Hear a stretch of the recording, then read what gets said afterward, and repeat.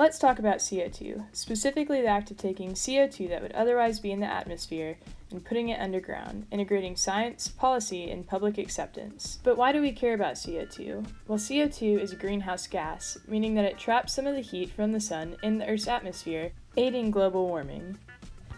In reaction to this, the Paris Agreements have set a goal to limit global warming to less than 2 degrees above pre-industrial temperatures. One way to strive towards this goal is to limit CO2 emissions by carbon capture and storage, which can facilitate 14% of the needed reduction. So let's look at how this CCS, or carbon sequestration, actually works. Our story starts in a green pasture until someone drives along and thinks it'd be a great place to build a city. But that act of driving emits CO2 and other greenhouse gases. Additionally, the act of building the city and running the city emits other greenhouse gases. But the city continues to grow, driving the demand for energy up, incentivizing hydrocarbon exploration. Any discovered hydrocarbon needs to be refined and processed, so a refinery and power plant are built. The refinement process and the generation of electricity from electrical power plants emits a lot of CO2 into the atmosphere from single-point sources. Furthermore, public consumption of necessary hydrocarbon products such as gasoline continue to increase CO2 emissions.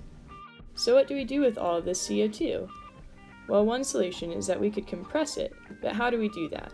This addresses the capture in CCS and takes us back to the point sources, where additional infrastructure allows CO2 to be compressed to a supercritical state and pipelined offshore to a place where it can be stored. Storage projects can also occur onshore, but in this case we're going to look at faulted stratigraphy in the offshore.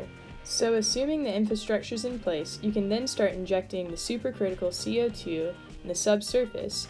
The fault will provide a nice seal, ideally, trapping the CO2 and storing it indefinitely.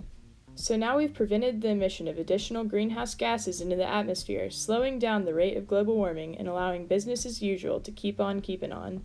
Meanwhile, back in the city, oil companies and the public are happy because they're able to continue to produce and consume hydrocarbon products while decreasing CO2 emissions, helping keep the Earth healthy. But who's paying to sequester this carbon dioxide? There are a number of avenues for funding, but first and foremost it needs to start with the public.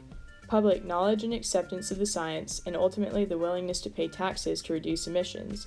Additionally, oil companies need to be willing to invest. And finally, a law needs to be implemented to incentivize CO2 sequestration, making it feasible for both oil companies and the public to invest in CCS. Altogether, this has to be a global effort involving a lot of cooperation, listening, and a lot of smart brains thinking on this problem to make the world greener and more sustainable.